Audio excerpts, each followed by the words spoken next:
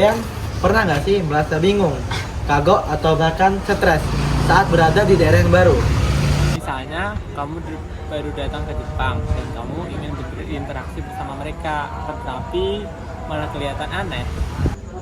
Tahu nggak, kamu datang ke Eropa, terus kaget karena orang-orang di sana itu tidak segan tuh berbicara langsung, bahkan ke dosen ataupun ke atasan. Perasaan bingung, kagok, bahkan stres, itu disebut culture shock. Iya, jadi culture shock itu reaksi alami saat kita menemukan budaya yang berbeda dari yang biasa kita temukan.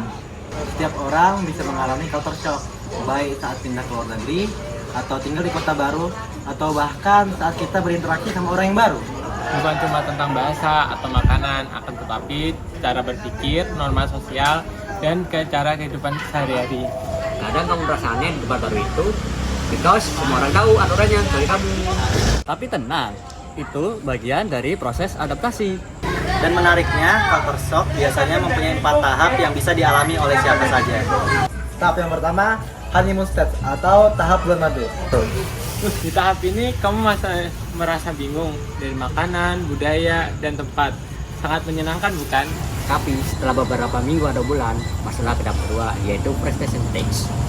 Nah, disinilah mulai tantangannya. Bahasa yang sulit dimengerti, aturan sosial yang rumit, dan kadang kamu kangen dengan rumah. Bahkan hal kecil seperti cara kita antri bisa bikin kita stres loh. Nah, selanjutnya ada tahap adjustment stage. Tahap di mana kita itu belajar menyesuaikan diri sendiri.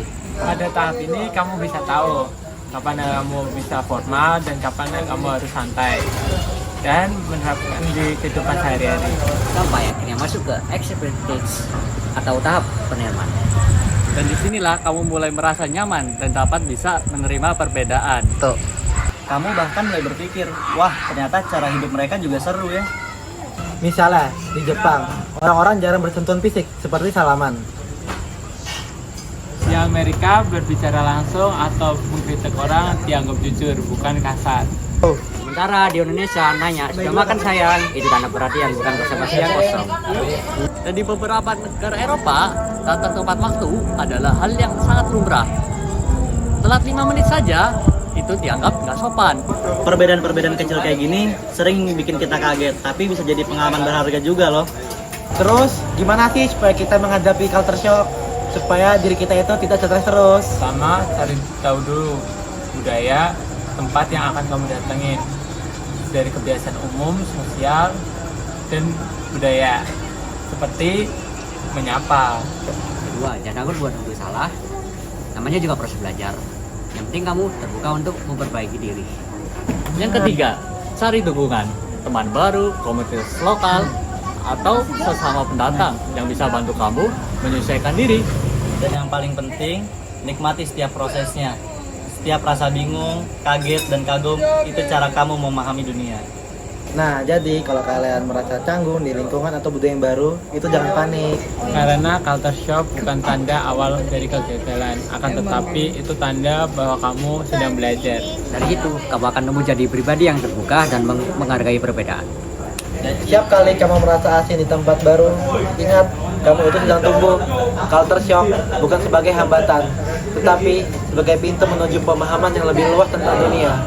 Jadi, teruslah belajar, teruslah terbuka, dan nikmatin semua perjalananmu. Culture shock bukan sebagai hambatan. Iya. Nah, kamu sendiri gimana? Apakah kamu pernah mengalami culture shock?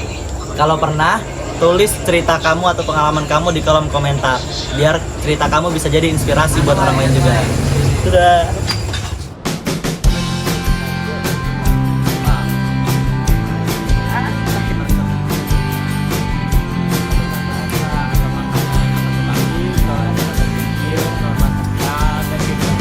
Laras hati berkelana, iris janji mengiringi bisikan. Bisikan memacu hasrat, desir-desir mimpi, isyaratkan legit dunia. Kamulah satu-satunya yang ternyata mengerti aku. Maafkan aku selama ini yang sedikit melupakanmu. Sekolah santun